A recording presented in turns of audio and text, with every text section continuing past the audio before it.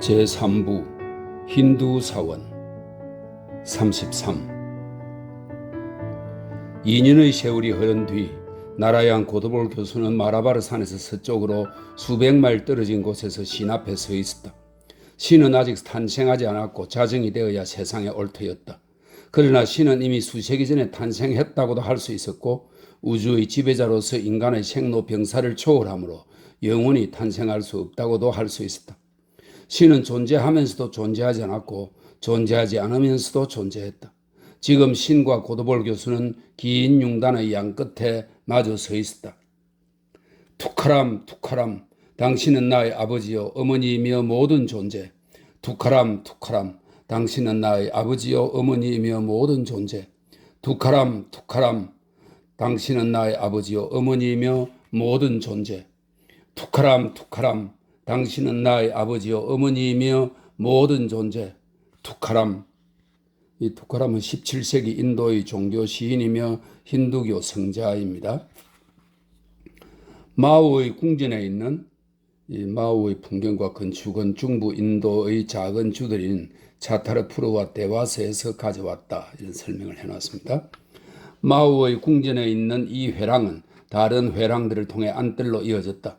이곳은 흰 벽돌을 발라 아름답게 꾸며놓긴 했지만 알록달록한 천조각들과 무지갯빛 구슬들과 불투명한 분홍 유리로 만들어진 샹들리에들과 삐딱하게 액자에 끼워진 어물한 사진들이 기둥들과 둥근 천장을 거의 가리고 있었다.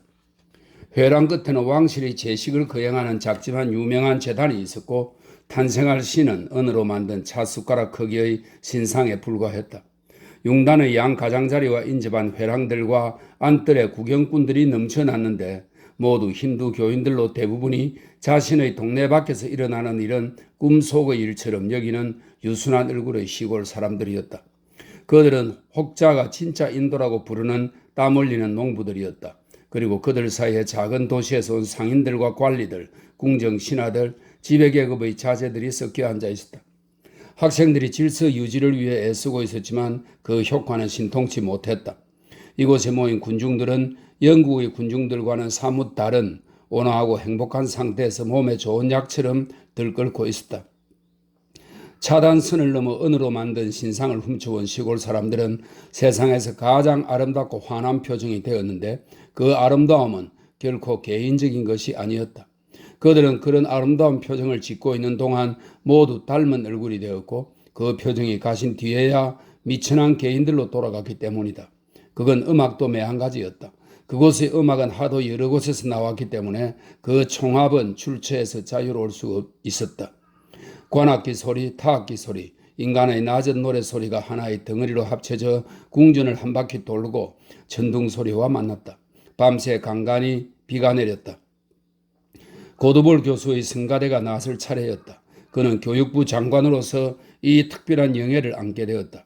먼저 노래한 성가대가 군중 속으로 흩어지자 그는 성스러운 노래가 끊이지 않도록 목청을 돋우어 노래하며 뒤쪽에서 급히 나왔다. 그는 맨발에 흰옷을 입고 연푸른색 터번을 쓰고 있었는데 금태 코안경이 제스민 화환에 걸려 비스듬히 흘러내려와 있었다. 그는 자신을 보조하는 6명의 단원들과 함께 심벌전을 치고 작은 북을 울리고 손풍금을 치면서 노래했다. 투카람, 투카람, 당신은 나의 아버지요 어머니이며 모든 존재. 투카람, 투카람, 당신은 나의 아버지요 어머니이며 모든 존재. 투카람, 투카람. 그들은 앞에 있는 신이 아닌 성자 투카람에게 바치는 노래를 부르고 있었다. 그들은 비힌두 교인들이 온당하게 여기는 일을 하지 않았으며 인도의 승리라고 할 수 있는 이것은 우리의 표현을 빌리자면 이것은 하나의 혼돈이며 이성과 형태의 실패였다. 신은 어디에 있으며 이곳의 군중은 누구를 모시기 위해 모인 것인가? 신은 잡다한 것들이 뒤죽박죽 널려있는 자신의 제단에 있었지만 후손들 사이에 끼어 눈에 잘 띄지도 않고 장미 꽃잎에 묻히고 위를 덮은 석판화들에 압도되고 왕의 조상들을 나타내는 황금빛 위패들의 광채에 눌려 알아보기도 어려웠으며 바람이라도 불면 갈갈이 찢긴 바나나 잎사귀에 가려 완전히 모습을 감추고 말았다.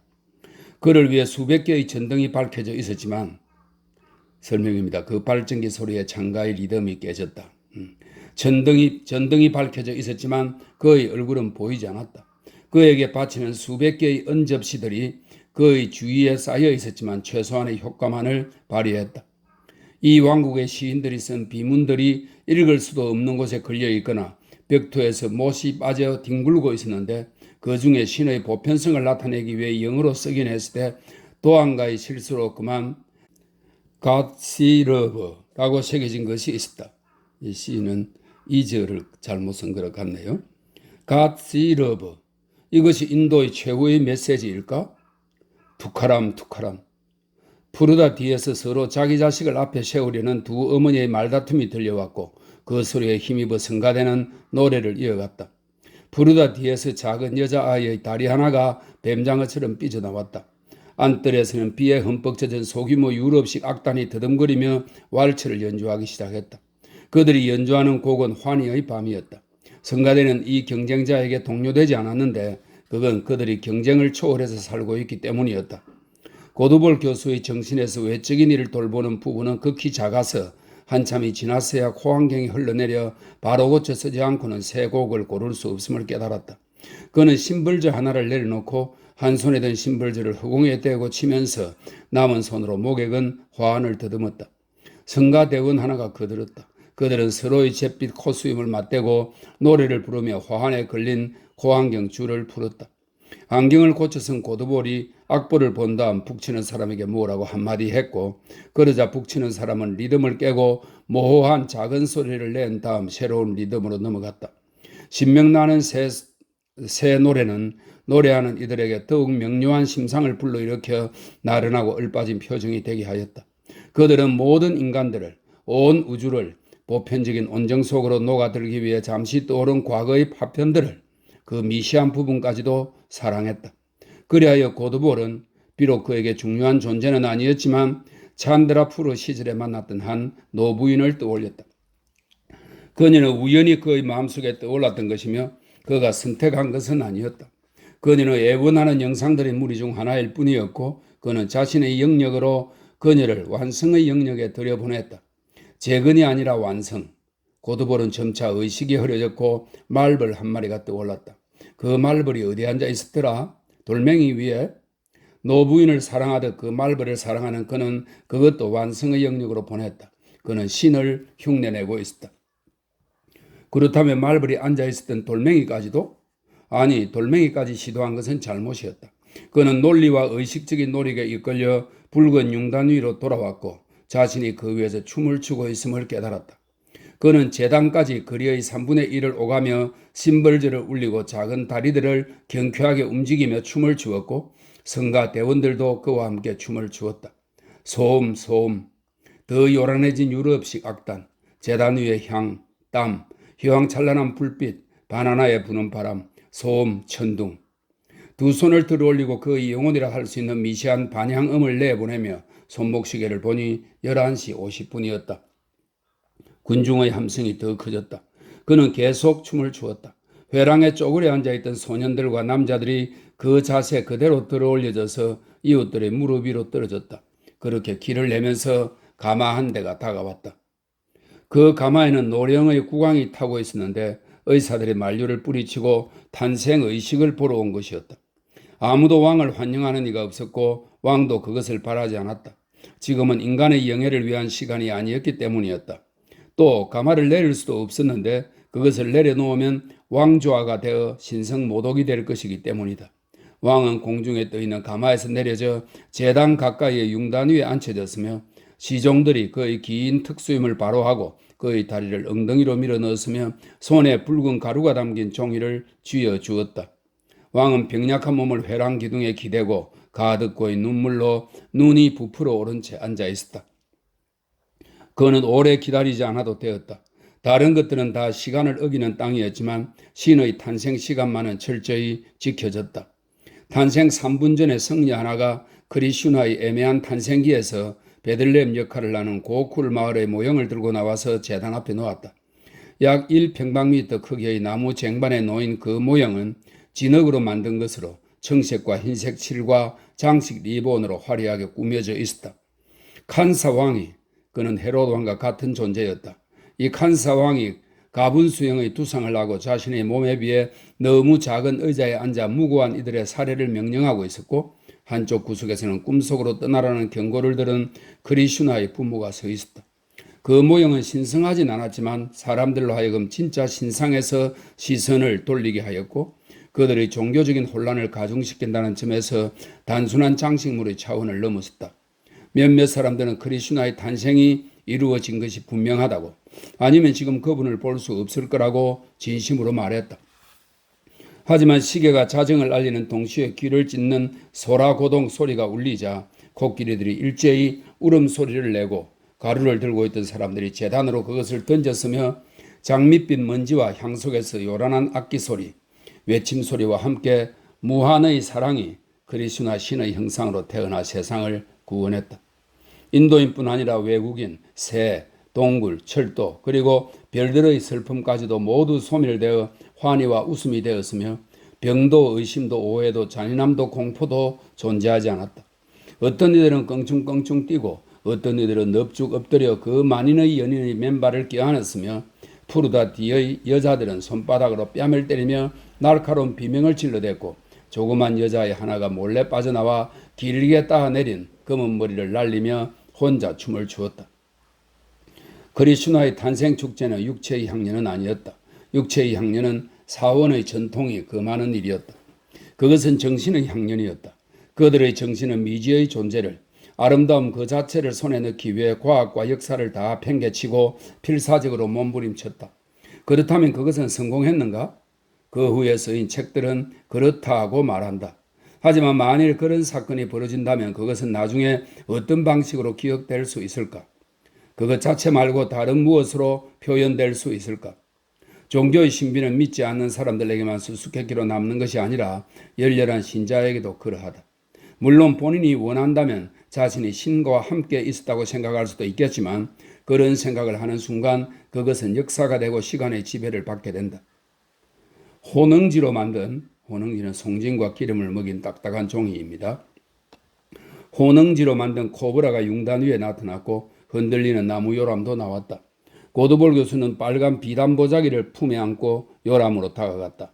보자기는 신이었다. 아니, 신상은 희미한 재단에 그대로 있으니 신이 아니었다. 그것은 아기의 형상으로 접은 보자기에 불과했다. 교수가 아기를 얻으며 왕에게 주자 왕은 있는 힘을 다해 이 아기를 크리슈나라 부르겠노라고 말한 뒤 요람에 뉘었다. 주의 구원을 목도한 그의 눈에서 눈물이 쏟아졌다.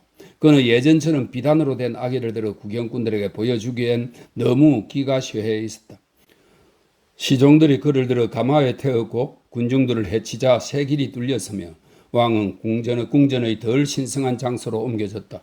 바깥 계단을 통해 서양과학에 이를 수 있는 방에서 그의 주치의인 닥터 아지즈가 대기하고 있었다. 신전까지 동행했던 힌두교인 주치의가 간단히 정상들을 보고했다. 황홀경에서 벗어나면서 환자는 신경질적이 되었다. 발전기를 돌리는 전기기관의 소음이 귀에 거슬린 그는 왜 저런 물건을 궁전에 들여놓았는지 물었다. 시종들은 알아보겠다고 대답한 뒤 진정제를 투여했다. 한편 신성한 회랑에서는 환희가 들끓어 유쾌한 놀이판이 벌어졌다. 새로 태어난 신에게 즐거움을 선사하는 다양한 유희들을 버리고 크리슈나가 버린 답안의 바람둥이 젖자는 처녀와 나눈 사랑놀이를 재현하는 것이 그들의 의무였다. 여기서 버터가 중요한 역할을 했다. 요람이 치워지자 이 나라의 높은 귀족들이 모여 무해한 장난을 시작했다. 그들은 터번을 벗었고 그중 하나가 버터 덩어리를 이마 위에 올려놓고 그것이 코를 거쳐 입으로 떨어지기를 기다렸다. 하지만 버터가 입에 닿기 전에 다른 귀족이 뒤에서 몰래 다가가 그 녹아가는 버터를 날름 자기 입에 넣었다. 신의 유머 감각도 그들의 것과 다르지 않음을 발견한 구경꾼들이 즐거운 폭소를 터뜨렸다. God see love. 신의 나라에도 장난이 존재한다. 신도 자신에게 짓궂은 장난들을 친다. 자기 엉덩이 밑에서 의자를 빼기도 하고 터번에 불을 붙이기도 하고 목욕할 때 속옷을 감추기도 한다. 이러한 숭배 사상은 고상한 취향을 버리고 기독교가 멀리하는 유의를 포함시켰다.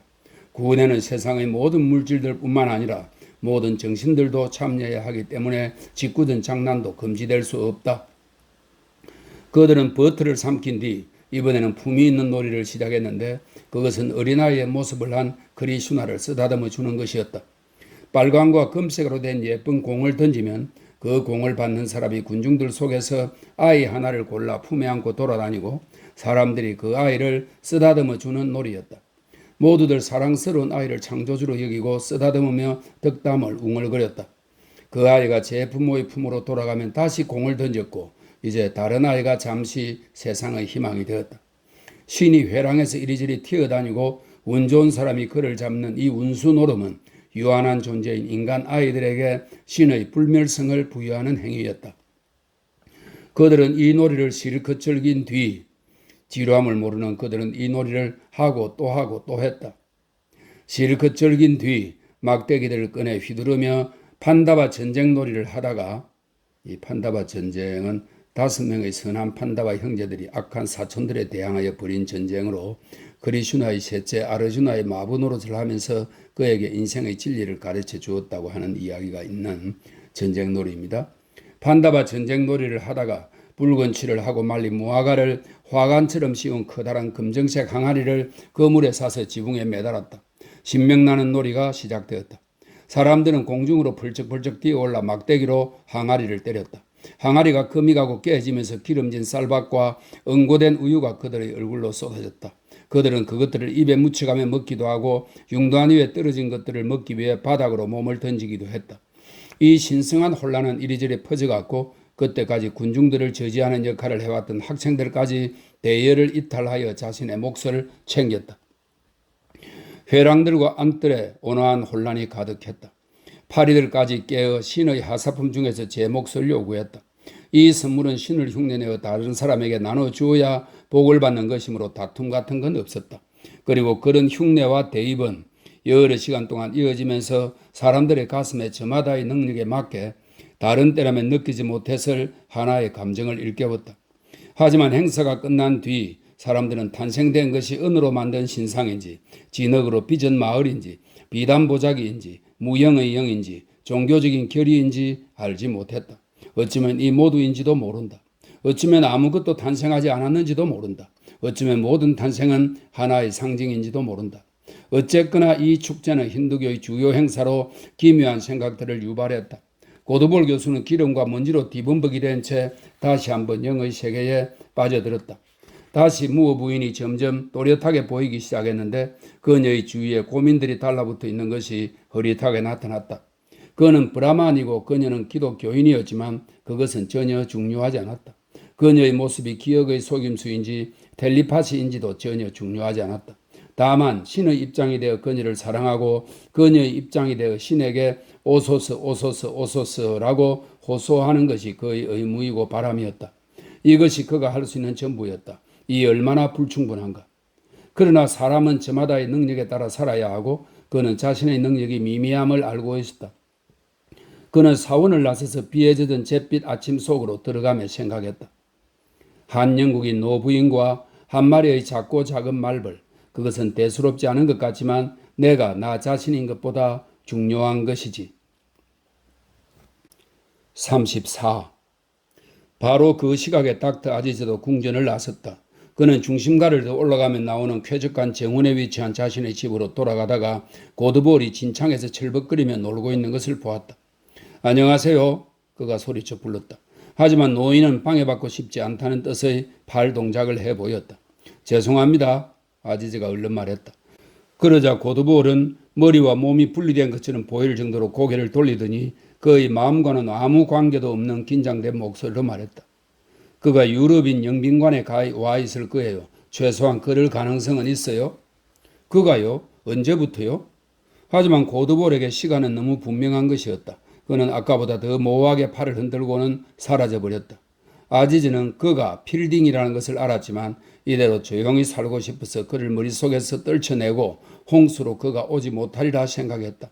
그의 정원 문가에도 작은 실개천이 생겨서 그에게 희망을 주었다. 이런 날씨에 데오라에서 이곳까지 건너올 수 있는 사람은 없으리라. 빌딩의 방문은 공적인 것이었다. 그는 찬드라푸르에서 전출되어 중부 인도를 돌며 토호국들의 영국식 교육의 실태를 파악하는 임무를 수행하고 있었다. 그는 퀘스티디안과 결혼한 몸이기에 아지즈는 다시는 그를 보고 싶지 않았다. 아지즈는 고드볼이 사랑스럽다는 생각을 하며 미소 지었다. 그는 종교적인 호기심이 없었기에 해마다 열리는 이 기괴한 행사의 의미를 아직도 알지 못했지만 고드볼이 마음씨 착한 노인이란 건 확신하고 있었다. 아지즈는 고드볼을 통해 마오에 왔고 아직도 그에게 의지하고 있었다. 고드볼이 아니었다면 찬드라푸르의 문제들과는 완전히 다른 이곳의 문제들을 결코 이해할 수 없었을 터였다. 이곳에서는 브라만과 비브라만의 분열이 존재했고 이슬람 교인과 영국인들은 관심 밖이라 어떤 때는 며칠씩 사람들의 입에 오르지도 않았다. 고드볼이 브라만이었기에 아지즈도 모의를 꾸밀 때 브라만이 되기도 했으며 두 사람은 이에 대해 자주 농담했다. 인도의 분열은 끝이 없어서 멀리서 보면 그토록 단결된 모습인 힌두교조차 수많은 종파로 나뉘어 사방으로 퍼져나가고 합쳤으며 상황에 따라 그 이름이 바뀌었다. 최고의 선생들을 모시고 여러 해 동안 공부해도 고개를 들고 보면 그들의 가르침 중 어느 것 하나 완전히 맞아떨어지는 게 없는 것이 힌두교다. 아지즈는 취임식 날 저는 아무것도 공부하지 않으며 존중할 뿐입니다 라는 발언으로 좋은 인상을 남겼다. 지금 이곳 사람들은 그에 대해 최소한의 편견만을 갖고 있었다. 명목상으로는 힌두 교인 의사 밑에 있었지만 그는 사실상 왕실의 수석 의사 노릇을 하고 있었다. 그는 예방접종과 서양 의술을 포기해야 했지만 어차피 찬드라푸르에서도 그의 직업은 수술대를 가운데 놓고 버리는 놀이에 불과했었다. 때문에 이곳 상감벽지에서 그는 의료기구들이 녹슬도록 방치하며 자신의 작은 병원을 근성으로 꾸려나갔고 절대 환자들에게 불필요한 공포를 안겨주지 않았다. 영국인들로부터 도망치려는 그의 욕구는 정상적인 것이었다. 영국인들은 그에게 영원히 잊지 못할 공포를 주었고 그런 공포에 대해 인간이 보일 수 있는 반응은 위원회에 나가서 큰 소리로 불만을 떠들거나 영국인들이 찾아오지 않는 정글로 숨어 들어가는 것밖에 없기 때문이었다. 그의 변호사 친구들은 그가 영국령 인도에 남아 반영 운동을 돕기를 바랐고 필딩의 배신이 아니었다면 그들의 설득에 넘어갔을지도 몰랐다. 필딩의 결혼 소식은 그에게 조금도 놀랍지 않았다. 재판이 끝나고 시릴이 축하 행렬에 끼어들지 않았을 때 이미 둘 사이는 금이 가기 시작했으며 그가 퀘스트리 양을 감싸고 돌면서 골이 더 깊어지다가 베네치아에서 날아온 엽서에는 모두들 무언가 문제가 생겼다고 의견의 일치를 보았을 만큼 냉랭하고 비우호적인 내용이 씌어 있었다. 그리고 한동안의 침묵 끝에 햄스테드에서 예상했던 편지가 날아들었다. 편지가 도착했을 때 그는 마무드 알리와 함께 있었다. 당신이 들으면 놀랄 소식이 있어요. 당신이 아는 사람과 결혼하게 되어. 아지즈는 더 이상 읽지 않고 마무드 알리에게 던지며 말했다. 드디어 올 것이 왔네요. 대신 답장해 주세요. 그 다음에 편지가 몇 통 더 왔지만 그는 뜯지도 않고 없애버렸다. 그것이 바로 어리석은 실험의 종말이었다. 이따 그 마음 한구석에서 그래도 필딩이 자신을 위해 희생했던 건 사실이라는 생각이 고개를 들었지만 이제 그 모든 것이 영국인들에 대한 정오와 뒤섞여 있었다. 마침내 난 인도인이 된 거야. 그는 빗속에 미동도 않고 서서 그렇게 생각했다. 즐거운 나날들이 이어졌고 날씨가 좋아서 1년 내내 아이들과 함께 지낼 수 있었으며 다시 결혼도 했다. 엄밀히 말하면 결혼이라고 할 수 없었지만 그는 그렇게 생각하고 싶었다. 그는 페르시아어 시들을 읽고 몸소 시를 쓰고 말을 타고 선량한 힌두 교인들이 한눈을 파는 틈을 타서 가끔 사냥도 즐겼다. 그의 시들은 한결같이 동양의 여성에 대해 노래하고 있었다. 그의 모든 시들은 푸르다는 없어져야 한다. 그렇지 않으면 우리는 영원히 자유롭지 못하리라는 후렴구를 담고 있었다. 그리고 플라시 전투는 1757년 벵골에서 영국인들을 추방하기 위해 벌인 싸움입니다. 플라시 전투에 이자들까지 가세했다면 인도는 정복되지 않았으리란 궤변을 토해냈다. 그러나 우리는 외국인들에게 우리의 여인들을 보여주지 않네. 하지만 구체적으로 어떻게 해야 하는지에 대해서는 설명하지 않았는데 시에는 설명이 필요하지 않기 때문이었다. 또한 뿔불과 장미가 아직도 그의 시를 떠나지 않고 있었고 그의 피를 타고 흐르는 이슬람의 쇠망에 대한 애상도 현대적인 것들이 몰아낼 수 없었다. 그를 닮아 논리적이지 못한 시들이었다. 그러나 새로운 가정이 없이는 모국이 있을 수 없다는 진실이 담겨 있었다. 그러다 어떤 시에서는 진심으로 사랑하지 않는 모국을 건너뛰고 곧장 국제적인 것으로 넘어가는데 고드볼은 이 시만 마음에 들어하며 이렇게 말했다. 아, 이것이 박티지요. 이 박티는 힌두교에서 자신이 섬기는 신을 극진히 사랑하고 봉헌하는 그런 신앙을 말합니다.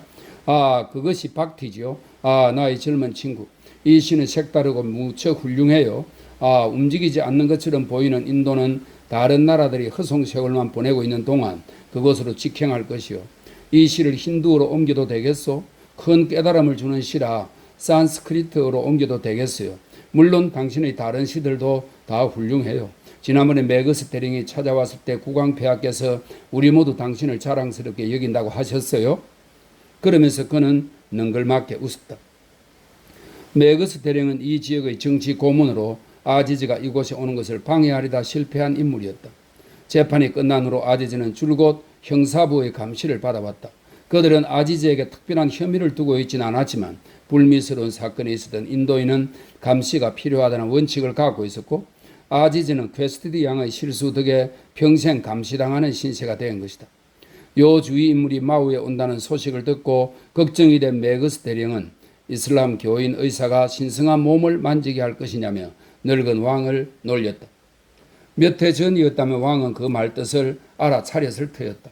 그때는 영국에서 온 정치 고문이 무시무시한 존재여서 곤란한 때에 대영 제국을 등에 업고 찾아와 토호국의 정치판을 새로 짰고 자동차와 호랑이 사냥을 요구했으며 영빈관의 전망을 망친다고 나무들을 베어냈고 자신이 보는 앞에서 소젖을 짜도록 요구했으며 내정을 간섭했었다. 그러나 총독부가 정책을 바꾸면서 지방관리들의 횡포를 비호하지 않게 되었고 그런 사실을 알게 된 토호국들은 서로 정보를 교환하게 되었으며 그것은 결실이 있었다. 그리하여 마우에서는 메거스 대령이 어느 선에서 참는지 시험해 보는 게 각 부처마다 즐기는 재미난 게임이 되었다. 메거스 대령은 닥터 아지즈가 왕실 의사로 임명되는 것을 참아야 했다. 국왕이 그의 암시를 무시했고 힌두교인들이 총독 각하의 개화된 명령 덕에 덜 배타적이 되었으니 시대의 흐름에 따르는 것이 자신의 의무가 아니겠냐고 대답했던 것이다. 그랬다. 지금까지는 만사가 순조로웠다. 그런데 왕국 전체가 축제 분위기에 휩싸여 있는 지금 아지즈는 전혀 다른 종류의 위기를 맞고 있었다. 집에 도착하니 편지 한 장이 기다리고 있었다. 필딩이 밤사이에 도착했고 고드볼도 그런 사실을 알고 있었던 게 분명했다. 편지의 수신인이 고드볼로 되어 있는 데다 노인은 그 편지를 아지즈에게 보내기 전에 내용을 읽고 여백에다 기쁜 소식이긴 하지만 애석하게도 나는 종교적인 임무들 때문에 아무런 행동도 취할 수 없군요 라고 써놓았던 것이다. 필딩은 편지에 대릭량이 일했던 무드쿠를 시찰했고 데오라에서 하마터면 익사할 뻔했으며 예정대로 마우에 도착했고 이곳에 이틀 동안 머물며 옛 친구인 고드볼이 이룬 여러 교육적 혁신들을 살펴보고 싶다고 써놓았다. 혼자 온 것이 아니라 아내와 처남이 같이 왔다는 내용도 있었다. 그리고 그 다음엔 영빈관에서 늘 나오는 불평들이 이어졌다. 계란도 없고 모기장도 찢어졌다. 국왕폐하는 언제 만날 수 있는가?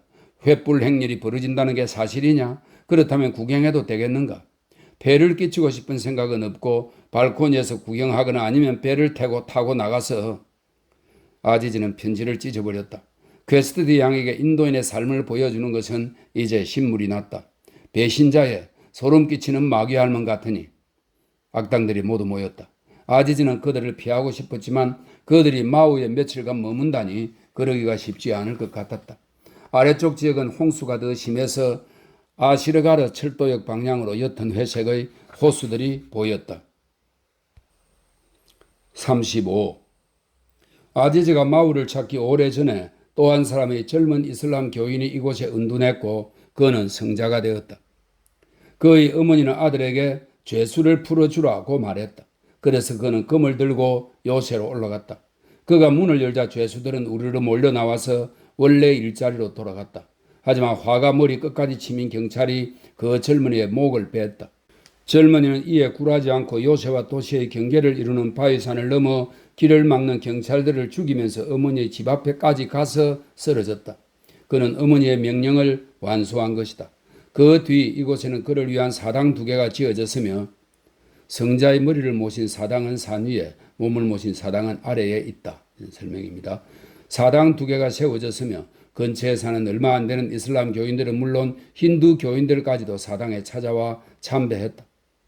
알라 외에는 신이 없다는 우상 숭배를 금하는 가르침은 마우의 온화한 분위기에 녹아 흐지부지 되었으며 원래 그것은 순례자나 대학에 맞는 것이지 봉건 제도와 농업에는 맞지 않았다.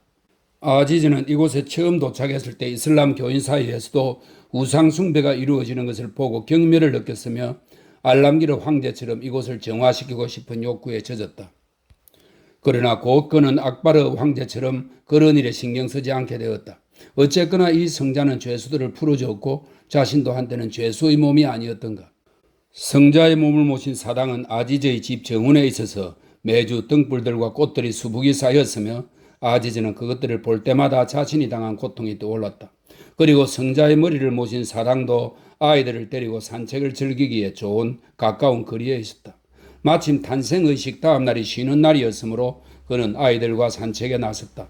딸 자밀라는 그의 손을 잡고 아들 아메르와 카림은 앞에서 뛰어가며 머리 없는 몸은 어떤 모습이었을지, 그것을 만나면 겁에 질리게 될 것인지 아닌지에 대해 옥신각신했다. 아이들이 미신을 믿는 것을 원치 않는 아지즈는 두 아들을 꾸짖었고 예의 바르게 자란 아들들은 예 아버지라고 대답했지만 아버지를 닮아 논리가 통하지 않는 성격들이라 잠시 입을 다물고 있다가 다시 본성이 시키는 대로 말하기 시작했다. 정상의 숲을 사이에 날씬한 팔각 건물이 우뚝 솟아 있었다. 성자의 머리를 모신 사당으로 지붕이 없어서 그냥 병풍 역할만 하고 있었다. 그 안에 소박한 도움이 웅크리고 있었고 그 도움 아래 사라사 천으로 감싼 묘비가 쇠창살 사이로 보였다. 팔각벽 안쪽 모서리들은 벌집들 천지였고 부서진 날개들과 공중의 부스러기들이 보슬비처럼 내려 촉촉하게 젖은 포장된 바닥을 온통 뒤덮고 있었다. 모하메드 라티프에게 벌의 성질에 대해 들은 아메드가 벌은 순결하게 살기 때문에 우리를 해치지 않을 거야 라고 말하며 용감하게 밀고 들어갔다. 그러나 누나 자밀라는 조심스러웠다.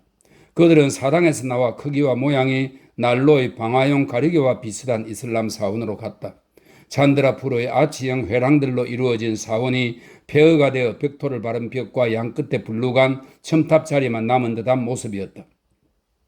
그 우스꽝스러운 폐허는 그나마 밑을 받치고 있는 바위가 산나리로 미끄러져 내려가고 있어서 기우뚱하게 기울어져 있었다. 그것과 사당은 아라비아의 한거가 남긴 기묘한 산물이었다.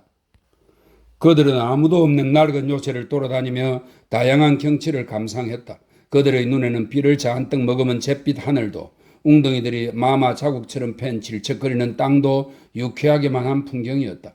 최근 3년 중 최고의 우기라 저수지들이 벌써 가득 차 있었고 풍작도 가능했다. 필딩 일행이 데오라의 홍수를 피해왔던 길인 강 양쪽으로 엄청난 폭우가 쏟아져 우편물은 강을 가로질러 매단 밧줄을 이용해 전달되었다. 숲 사이로 골짜기가 보였고 그 위로 다이아몬드 광산의 위치를 알려주는 바위들이 빗물에 젖어 반짝거리고 있었다. 그 바로 아래에 홍수로 고립된 푸르다 관습을 잘 지키지 않는 공주의 작은 거처가 있었는데 정원에서 시녀들과 물장난을 치며 지붕 위의 원숭이들에게 사리를 흔드는 공주의 모습이 보였다. 하지만 그쪽은 보지 않는 편이 나았고 유럽인 영빈관 쪽도 마찬가지였다.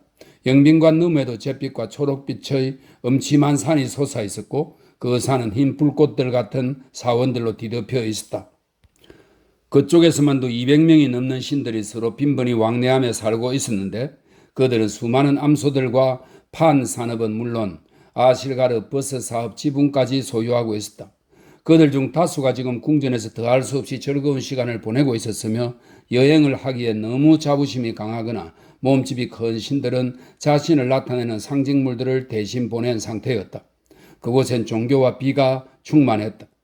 아메드와 카림은 기쁨에 찬 비명을 내지르며 흰 셔츠를 펄럭거리고 요새를 누비며 다녔다. 그러다가 해묵은 청동 대포를 멍하니 바라보고 있는 죄수들의 대열에 맞닥뜨렸다. 여기서 누가 사면을 받을 거예요? 아이들이 물었다. 오늘 밤 크리슈나 신의 행렬이 있을 것이기 때문이었다. 신은 왕국의 모든 권력자들의 호위를 받으며 궁을 떠나 지금은 도시에 있는 감옥을 지날 것이다. 이때 신은 문명의 못을 움직이게 하여 죄수 하나를 풀려나게 할 것이며 그 다음엔 영빈관 정원까지 뻗어있는 거대한 마우 저수지로 향하여 최후의 권화를 행한 후, 이 권화는 신이나 부처가 여러 몸으로 나타나 세상을 교화하는 것을 말합니다. 최후의 권화를 행한 후 잠에 들 것이다. 아지즈 가족은 이슬람 교인이라 거기까지는 알지 못했지만 신이 감옥에 찾아가는 것은 상식이었다. 죄수들은 눈을 내리깔고 미소 지으며 구원의 가능성에 대해 이야기했다. 다리에 족쇄를 차고 있는 것만 빼면 그들은 일반인들과 다를 것이 없었고 그들의 기분 또한 그랬다. 아직 재판을 받지 않은 5명은 사면을 기대할 수 없었지만 유죄 판결을 받은 이들은 모두 희망에 부풀어 있었다. 그들에게 신과 왕은 감히 쳐다볼 수도 없는 높은 곳에 있었기에 죄수들은 그 두 존재를 구분하지도 못했다. 하지만 그들보다 교육을 많이 받은 간수는 아지즈에게 국왕 폐하의 건강을 물었다. 계속 좋아지고 계시지요? 아지즈가 대답했다. 사실 국왕은 지난밤 행사 때 무리하는 바람에 세상을 떠나고 말았다. 하지만 축제가 빛을 잃지 않도록 왕의 죽음은 비밀에 붙여지고 있었다. 힌두교인 의사와 개인 비서와 몸종이 시신을 지키는 동안 아지즈는 대중 앞에서 사람들의 눈을 속이는 임무를 맡았다. 그는 서가한 왕을 몹시 좋아했었고 새 왕의 총애를 얻지 못할 수도 있었지만 자신도 한몫 거둔 미망에 휘말려 아직은 그런 걱정을 할 겨를이 없었다. 아이들은 모하메드 라티프의 침대에 숨길 개구리를 잡느라 아직도 이리저리 뛰고 있었다. 바보들 같으니 제 집 정원에도 개구리들이 우글거리는데 요새까지 올라와서 개구리를 잡으려고 하다니. 아이들이 저 아래 토피 2개가 보인다고 알렸다. 필딩과 그의 처남이 영빈관에 남아 여독을 푸는 대신 성자의 무덤을 구경하기 위해 산을 올라오고 있었다. 돌을 던질까요? 카림이 물었다. 그들의 판에 유리가루를 넣을까요? 아메드, 그런 고약한 소리를 하다니 이리 오너라.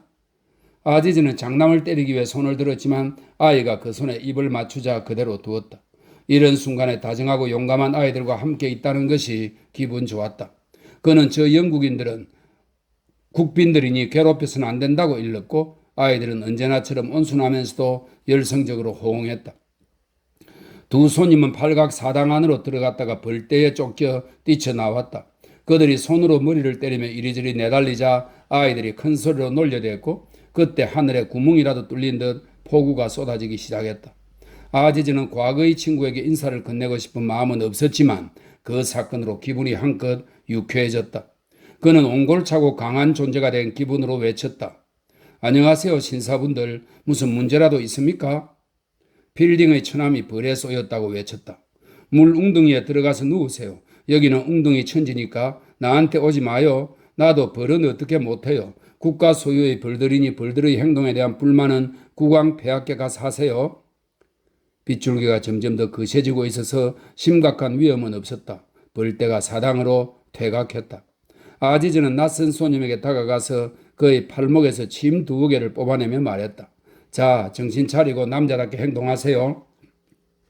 아지즈, 그동안 잘 지냈어요? 당신이 이곳에 정착했다는 말을 들었어요. 필딩이 그렇게 외쳤는데 다정한 어조가 아니었다. 2군데 쏘인 건 문제가 안 되겠지요? 전혀요. 영빈관으로 약을 보내드리지요. 그곳에 묵고 있다는 소식 들었습니다. 왜 내 편지에 답장을 안 보냈죠? 필딩이 단도직입적으로 물었지만 비가 억수같이 쏟아지는 바람에 대답을 얻을 수가 없었다. 인도에 처음 온 그의 동행은 빗방울이 모자를 세차게 때리자 벌떼가 다시 공격에 온다고 소리쳤다. 필딩은 그의 우스꽝스러운 행동을 날카롭게 저지한 뒤 말했다. 우리 마차로 내려가는 지름길이 있나요? 산책은 포기해야겠어요. 날씨가 고약해서. 예, 저쪽으로 가세요. 당신은 같이 안 내려가나요? 아지즈가 익살스럽게 살람을 해 보였다. 인도인들이 모두 그렇듯이 그는 은근히 무례한 행동을 보이는 것에 능했다. 그의 몸짓은 아이고 무서워라 명령대로 합지요 라는 의미를 담고 있었고 필딩은 그것을 놓치지 않았다. 둘이 앞장서고 필딩의 성인이라기보다는 소년에 가까운 처남이 팔이 아프다고 요란을 떨며 그 뒤를 따랐으며 시끄럽고 버릇없는 새 아이들이 맨 뒤에 서서 6이 모두 흠뻑 젖은 채 거친 산길을 내려갔다. 아지즈, 어떻게 지내요? 늘 그렇지요. 이곳에서 살면서 무언가 이루는 것이 있나요? 당신은 얼마나 많이 이루면서 사는데요? 영빈관 책임자는 누구죠? 필딩은 예전의 친밀감을 되찾으려는 작은 노력을 접고 공적인 태도로 물었다. 그는 찬드라푸르 시절보다 나이가 더 들고 엄격해져 있었다. 국왕 폐하의 개인 비서일 겁니다. 그는 어디 있죠? 모릅니다.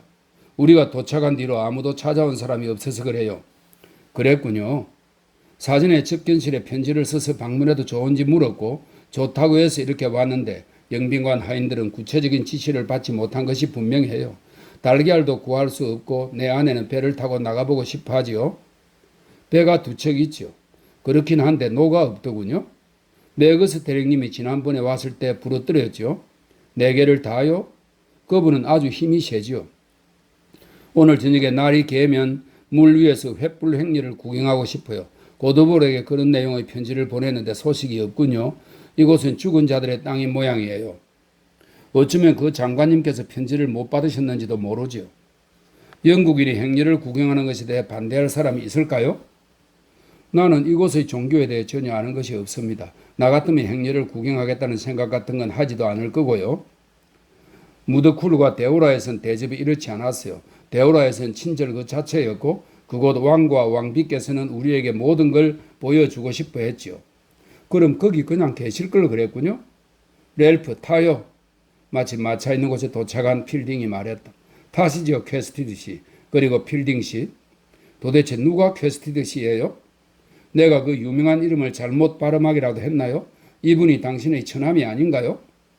도대체 당신은 내가 누구랑 결혼했다고 생각하는 건가요? 난 렐프 무어라고요. 청년이 얼굴을 붉히며 말했고 그 순간 다시 양동이로 쏟아붓던 폭우가 몰아쳐서 그들의 발치에 비안개가 생겼다. 아지즈는 자신의 말을 주워 담고 싶었지만 이미 때가 늦은 뒤였다. 퀘스티드, 내 아내가 무어 부인의 딸이란 사실을 몰랐어요? 아지즈는 사색이 되어 부들부들 떨었다. 그는 그 소식이 싫었고 무어라는 이름을 듣는 것도 싫었다. 그래서 그런 이상한 태도를 보였던 건가요? 도대체 내 태도가 뭐가 잘못됐다는 거죠? 마무드 알리를 시켜서 터무니없는 편지를 보냈잖아요. 우린 부질없는 대화를 나누고 있다는 생각이 드는군요. 어쩌다 그런 오해를 한 거죠? 필딩이 아까보다는 다정해졌지만 여전히 신라라고 냉소적으로 물었다. 정말 믿을 수가 없군요. 내 아내 이름이 담긴 편지를 데이어스 통은 써서 보냈는데 퀘스티드 양이라니. 그런 말도 안 되는 오해를 품다니. 아지즈는 그의 미소를 보고 스텔라가 미인이라 생각했다. 퀘스티드 양은 우리의 절친한 친구로 우리를 소개해 주긴 했지만 그런 엉뚱한 오해를 하다니. 아지즈, 나중에 꼭 만나서 오해를 풀어야겠어요. 마무드 알리의 고약한 장난이 분명해요. 그는 내가 무어 양과 결혼했다는 걸 알고 있었어요. 나에게 보낸 무리한 편지에서 내 아내를 히슬로브의 여동생이라고 불렀으니까요. 그 이름이 아지즈의 분노를 일깨웠다. 그렇지요. 여기 이 사람은 히슬로브의 남동생이고 당신은 히슬로브의 매제고. 안녕히 가세요.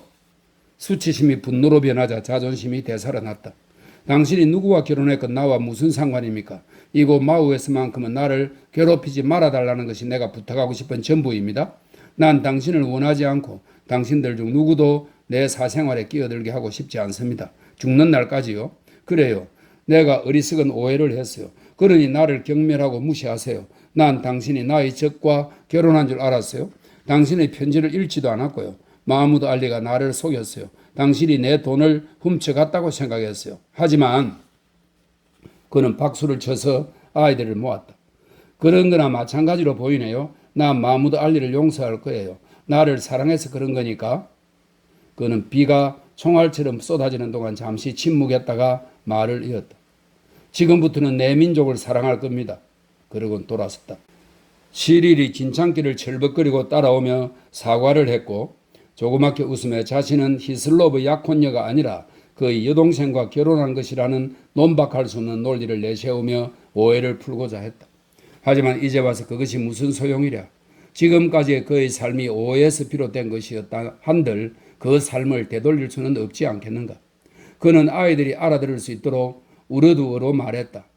당신이 누구와 결혼했든 제발 우리를 따라오지 마세요. 나는 남자든 여자든 영국인과 친구가 될 생각은 없으니까. 그는 행복하고 들뜬 기분으로 집에 돌아왔다. 아까 무어 부인의 이름이 나왔을 때는 옛 기억이 되살아나서 불편하고 섬뜩했었다. 에스미스 에스무어. 하지만 이제 그녀가 자신을 도우러 오고 있는 것만 같았다. 그녀는 언제나 너무도 다정했었다. 그리고 그가 제대로 쳐다보지도 않은 그 청년은 렐프 무어였다. 이곳이 오면 친절하게 맞아주겠다고 약속했던 스텔라와 렐프, 그리고 스텔라는 시리ル과 결혼했다.